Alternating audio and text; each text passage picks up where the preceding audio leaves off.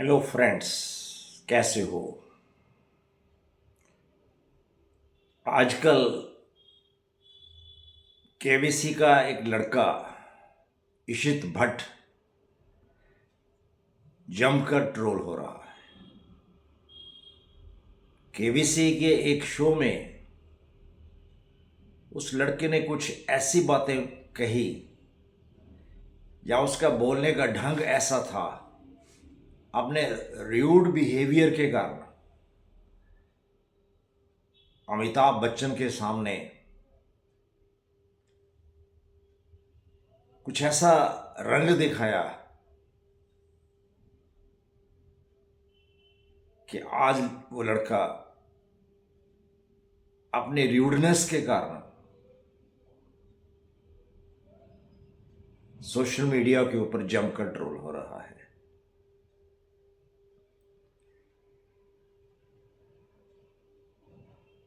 वैसे अगर देखा जाए तो बच्चा बहुत काबिलियत वाला है। अगर वो केबीसी के शो में आया है, कॉन्टेस्टेंट बनकर आया है, तो उसने कुछ न कुछ तो मेहनत की है। मेहनत तो की है उसने। मेहनत के बिना केबीसी के सेट पर कौन पहुंच सकता है? अब ये नहीं समझ आया कि उसने ऐसा बिहेवियर क्यों किया। इसके पीछे बहुत से कारण हो सकते हैं। केबीसी का ये शो जो सेट इंडिया का है, सेट इंडिया के ऊपर आता है, ये कोई ऐसा शो नहीं है कि जो लाइव दिखाया जाता है। ये लाइव शो नहीं दिखाया जाता, ये रिकॉर्डेड शो होता है। और जब रिकॉर्डिंग होती है, रिकॉर्डिंग के दौरान अगर बच्चे का कुछ बिहेवियर ऐसा है, कुछ ऐसा बोला है उसने, तो ये कट भी हो सकता था। या बच्चे के पेरेंट्स को कुछ ऐसी इंस्ट्रक्शंस दी जा सकती थी कि आप थोड़ा गौर कीजिए, मगर ऐसा नहीं किया गया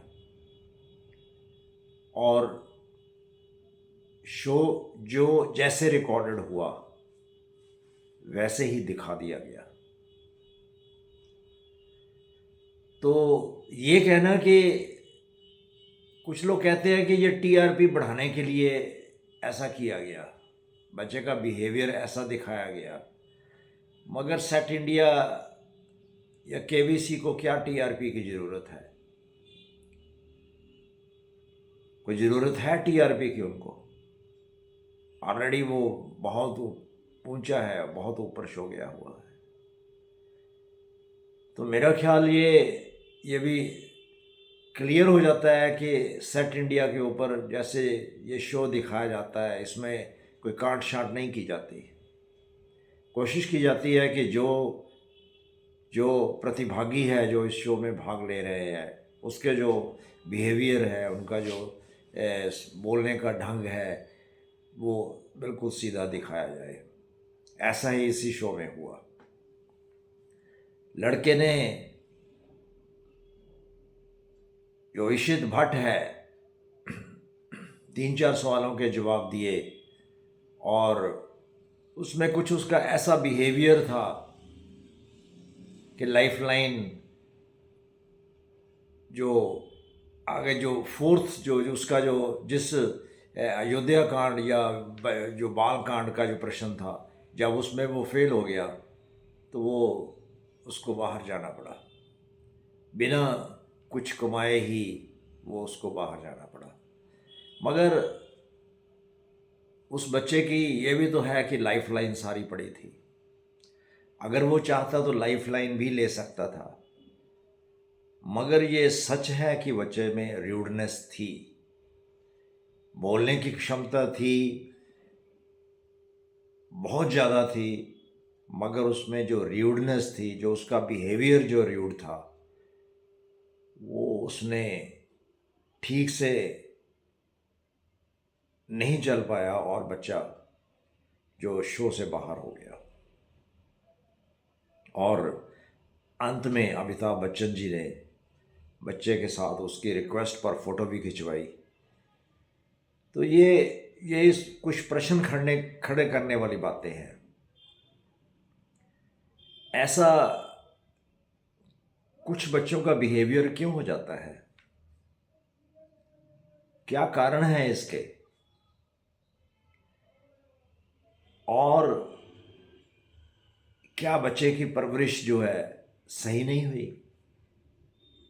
हम कैसे कह सकते हैं कि ये बच्चे की परवरिश सही नहीं हुई? क्योंकि अगर सही परवरिश ना हो तो शायद बच्चा यहाँ तक पहुँच ही ना पाता। कितने ऐसे बच्चे हैं जो गलियों में, सड़कों में घूमते फिरते हैं, एक दूसरे को गालियाँ देते हैं, बुरा बोलते हैं, माँ बाप के साथ बिहेवियर उनका अच्छा नहीं है, तो कौन से लड़के हैं वो केबीसी के शो में आ जाते हैं।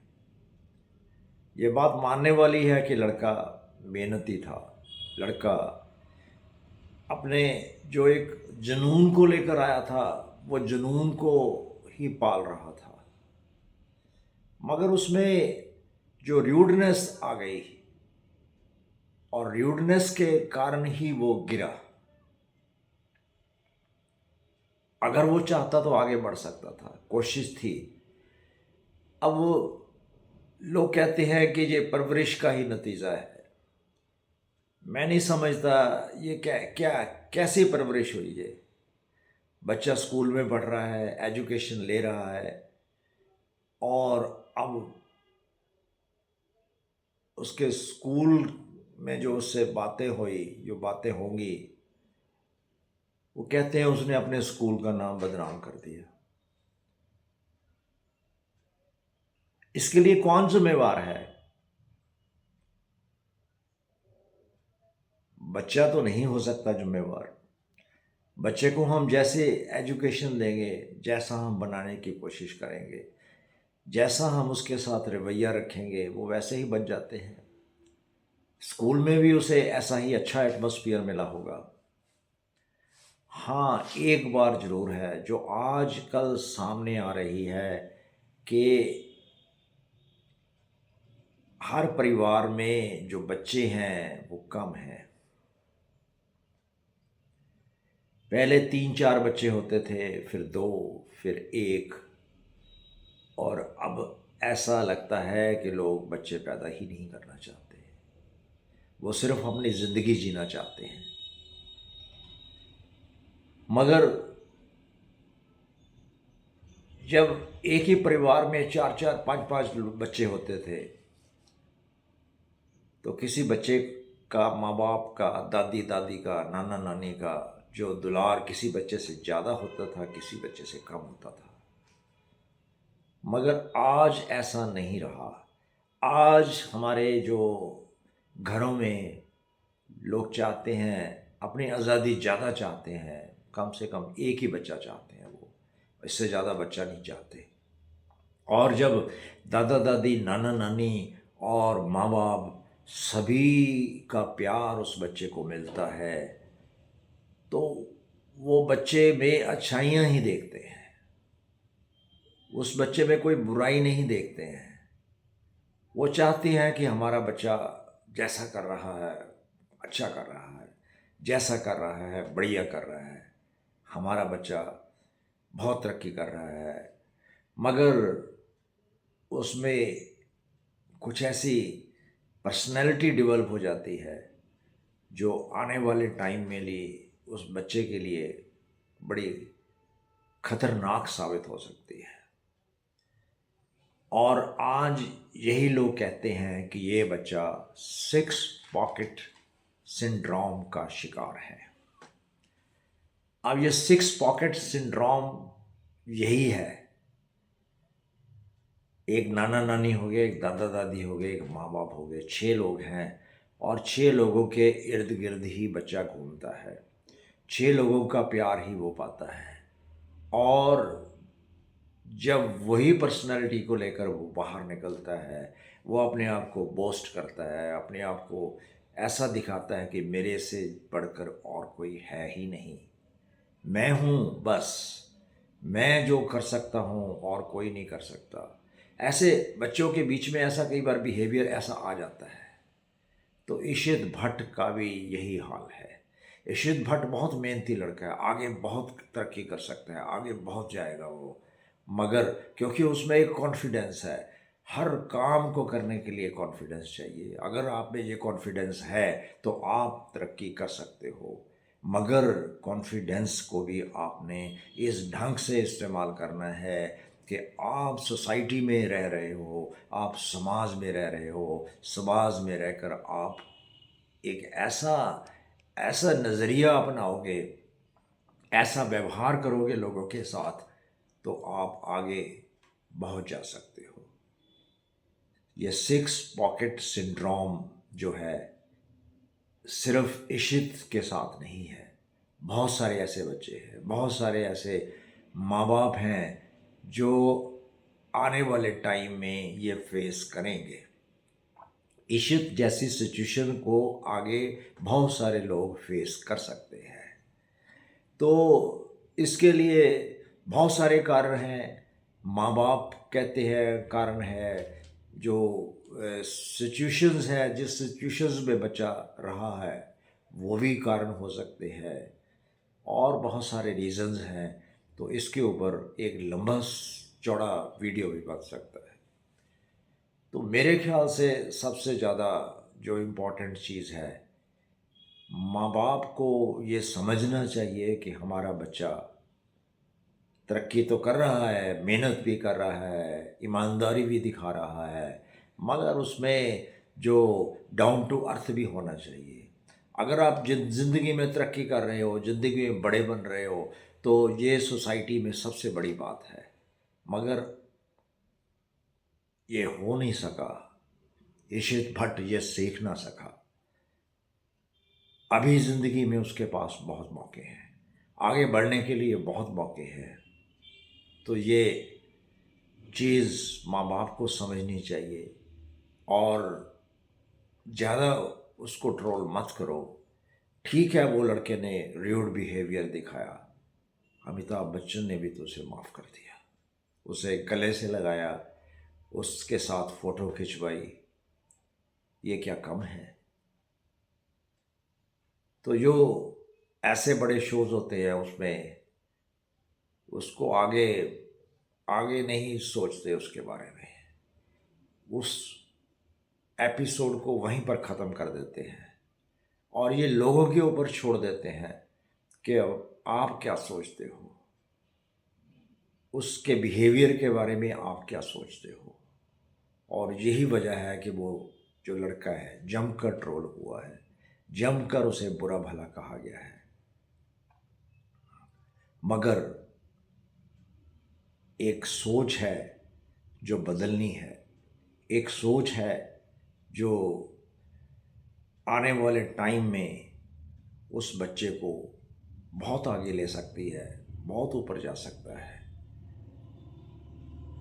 तो ये कहने की और बात नहीं है। मेरे हिसाब से बच्चा ईमानदारी से चल रहा था, समझदार था, मगर जो हम किसी शो में जाते हैं, कहीं जाते हैं, तो उसके जो रूल्स एंड रेगुलेशन तो हमें फॉलो करने ही पड़ेंगे।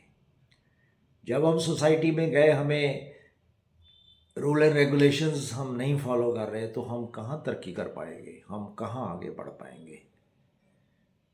तो कोशिश यही होनी चाहिए कि उसको ट्रोल करना बंद करो। वो लड़का खुद भी समझदार हो गया होगा, खुद भी उसको समझ आया होगा, माँ बाप ने भी उसको समझाया होगा, और स्कूल में तो उसकी अच्छी तरह से खिंचाई भी हुई होगी। ये क्या कम है? उसको ज़िंदगी भर का सबक मिल गया। वो बच्चा समझ गया कि मैं तरक्की तो कर सकता हूँ, जब तक मैं डाउन टू अर्थ नहीं रहूँगा मैं आगे नहीं बढ़ पाऊँगा। अगर बच्चा इतनी समझदारी रखता है, इतना सोच अच्छी रखता है, तो ये भी बात बड़ी जल्दी समझ गया होगा। खैर, आपने मेरा ये वीडियो देखा, आप मेरे YouTube चैनल कृष्ण शर्मा के ऊपर हो। आपको ये मेरा वीडियो कैसा लगा मुझे बताना, कमेंट करना। अगर मेरा ये वीडियो आपको अच्छा लगे तो इसे शेयर भी ज़रूर करना। और हाँ, ये उन पेरेंट्स के लिए भी सबक है जो बच्चों को बिना सोचे समझे उनकी सोच के साथ जुड़ जाते हैं, बिना कुछ कहे वो जैसा बच्चा कहता है वैसा कहने लग जाते हैं। तो ये नज़रिया बदलने की ज़रूरत है।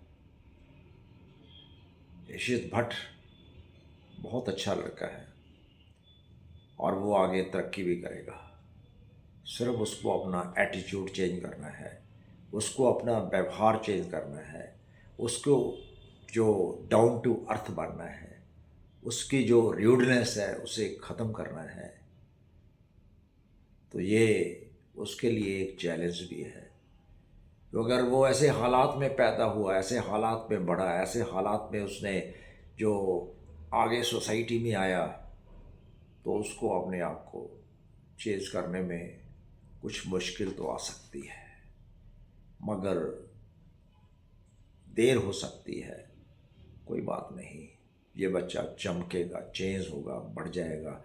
और मेरा ये सोचना है कि कभी न कभी ये दोबारा फिर केबीसी के शो में आएगा, चाहे ये चाइल्ड कॉन्टेस्टेंट के रूप में आए, चाहे ये यंग होकर बड़ा होकर आए। क्योंकि जो बच्चा केबीसी के शो में बचपन से ही लग गया तो उसे कोई रोक नहीं सकता उसके जो केबीसी का मेन शो है उस पे आने से।